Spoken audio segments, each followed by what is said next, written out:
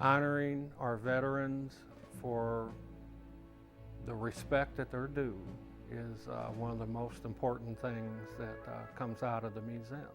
Bob Craig's story is one of thousands centered around the front lines of freedom throughout our country's history. His memories are part of a collection inside the All Wars Museum on the campus of the Illinois Veterans Home in Quincy.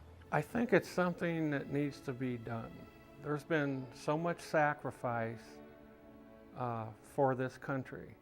More than 5,000 artifacts date back to the 1600s. Everything in the military as far as arms is in numerical order. And when it came to a manufacturer of Civil War cannons, out of the 387, this is number 1. World War I was the first war where gas was used. This is a type of alarm. A more familiar sound during the attacks of World War II. The World War II generation is known basically as a stoic generation that don't talk much. But when they're in here, they talk a lot. Lifelike dioramas depict soldiers on the ground during the invasion of Normandy in 1944. It shows the assault and the landing boats. True recordings from D-Day can be heard in the backgrounds of each scene, some recognizable from past wartime movies. This scene happens to be the bridge scene at the end of Saving Private Ryan. This traveling whiteboard carries the names of thousands of Vietnam veterans who fought with the weight of the world on their shoulders. Kruno Markowicz is one of them. He's a resident at the Illinois Veterans Home who's lived through his share of war. I seen 3 of them. I was born in one in World War II, was in Vietnam. Third one was when Yugoslavia fell apart, 91 to 95.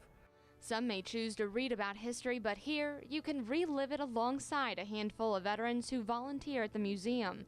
With our current armed forces overseas, you're guaranteed to find an ever-changing memorial for the present war on terrorism. We have had a lot of stuff come in from the returning vets from Iraq and Afghanistan. We actually have a piece of marble from one of Saddam's palaces, and then also parts of a crystal chandelier in one of his palaces. Pieces that provide a collective yet personal insight into wartime experience. They're serving on behalf of all of us that are back here, and that's a gift that they give us while we're still living, and a gift that they give to the following generation. Brooke Hasch, KHQA News, Quincy.